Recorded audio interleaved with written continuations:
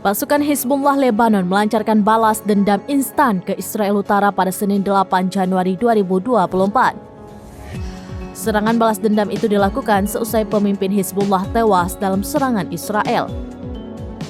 Dikutip dari The Times of Israel, peringatan infiltrasi drone terdengar di beberapa wilayah Israel. Bahkan sirine ini berbunyi 2 kali selama 1 jam terakhir. Israel Utara mendadak berubah menjadi mencekam seusai serangan tersebut. Pasalnya, serangan Hizbullah menghancurkan beberapa wilayah di antaranya Ramot Naftali, Baram, Malkia, dan daerah lainnya. Di satu sisi, pasukan pertahanan Israel atau IDF belum memberikan keterangan terkait serangan Hizbullah. Perlu diketahui, serangan balas dendam ini seusai Hizbullah mengkonfirmasi kematian komandan utamanya pada Senin 8 Januari.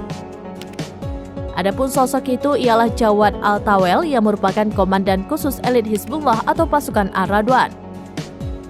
Sebelum terkena serangan Israel, Al-Tawel sedang pergi dengan pejuang Hizbullah lainnya di Lebanon Selatan. Namun ia tewas di mobil lantaran serangan udara Israel.